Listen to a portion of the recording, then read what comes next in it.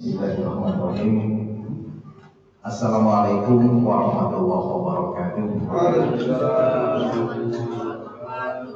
Alhamdulillah, alhamdulillah wa syukurillah allazi anzala ala rasulillah wa ala alihi wa sahbihi wa mawalah wa la quwwata illa billah.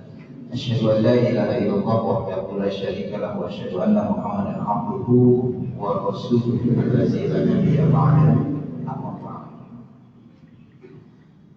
Alhamdulillah, puji dan syukur selalu kita panjatkan kehadirat Allah Subhanahu wa taala, yang mana pada kesempatan hari ini di hari yang kedua bulan Ramadan kita bisa berkumpul di tempat yang mulia ini dalam rangkaian iftar jama'i berbuka puasa bersama.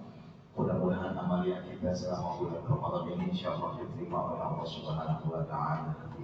Salawat dan salam disampaikan kepada junjungan kita yang mulia baginda Rasulullah sallallahu alaihi wasallam, baik kepada keluarganya, kepada para sahabatnya, dan insyaallah kepada kita pengikutnya yang selalu istiqomah di dalam menjalankan sunnah Rasulullah, sehingga nantinya Rasulullah insyaallah akan istiqomah memberikan syafaat kepada kita di yaumil akhir kelak insyaallah. Yang saya hormati ada guru saya Ustaz John, alhamdulillah. Jadi beliau malam ketiga, bukan hari ketiga. Malam ketiga untuk mengisi kuliah. Bapak-bapak jemaah sekalian, bahwa ada salah satu hadis yang diriwayatkan oleh Imam Ibnu Majah Ustaz, hadis narasi kalau nggak salah nomornya 4040, hadis riwayat Imam Ibnu Majah, terkait dengan pertanyaan salah seorang sahabat Ansor. Jadi pada saat itu Rasulullah SAW sedang berjalan bersama dengan Ibnu Umar radhiyallahu ta'ala anhu. Di tengah jalan Rasulullah dan Ibnu Umar ini bertemu dengan seorang sahabat Ansor. Lalu setelah menyapa Rasulullah, memberikan salam kepada Rasulullah, sahabat Ansor ini bertanya, "Ya Rasulullah, bolehkah saya bertanya kepada engkau ya Rasulullah?" Rasulullah mempersilahkan, dan ada dua pertanyaan. Mungkin saat ini karena sifatnya butuh, satu pertanyaan aja Ustaz yang bisa dijawab.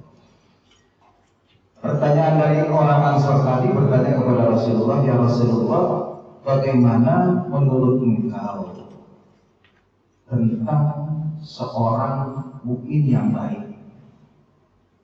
Jadi sahabat Ansor bertanya kepada Rasulullah tentang bagaimana mukmin yang baik.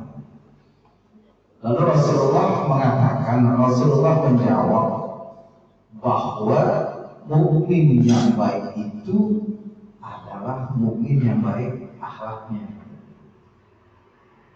Jadi kalau kita dikatakan kita sebagai seorang yang beriman, karena bukan muslim di sini pertanyaannya mukmin. Kalau kita mau dikatakan orang yang beriman yang baik menurut Rasulullah, akhlak kita itu yang baik. Karena Rasulullah diutus oleh Allah ke muka bumi ini adalah makarimal akhlak, untuk menyempurnakan akhlak manusia.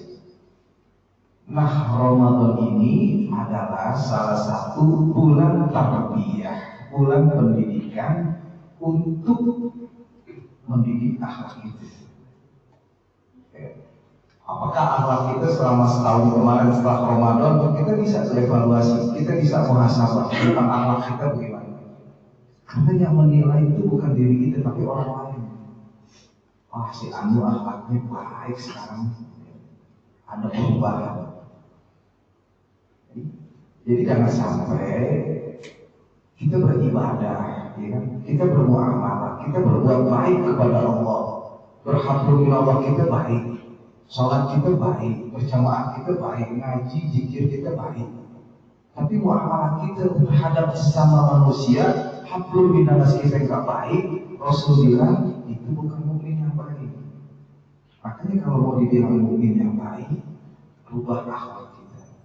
rubah perilaku kita, rubah tabiat kita. Karena ini masalah kepribadian. Ustaz Jami paham, orang-orang yang mempunyai karakter di Muhammadiyah itu kadang-kadang tidak bisa merubah karakternya, tak bisa merubah sifatnya. Nah, kita yang merubah. Innallaha la yughayyiru ma biqaumin hatta yughayyiru ma bi anfusihim. Allah enggak akan merubah. Allah enggak akan merubah. Allah enggak akan merubah kita jadi kaya mendadak, jadi sukses mendadak. Jadi orang yang beriman mendadak. Kalau kita nggak merubah dari diri kita sendiri, kita rubah. Nah, makanya di Ramadan inilah kita rubah pribadi kita yang kurang bagus, akhlak kita yang kurang bagus, tabiat kita yang kurang bagus. Kalau saya sih yakin yang ada di masjid ini bagus akhlaknya, tabiatnya bagus semua. Insya Allah menurut akhlakul karimah Rasul. Tapi saudara-saudara kita yang lain yang belum berakhlak baik, yang belum bertabiat baik, gitu kan? Mari sama-sama kita benahi.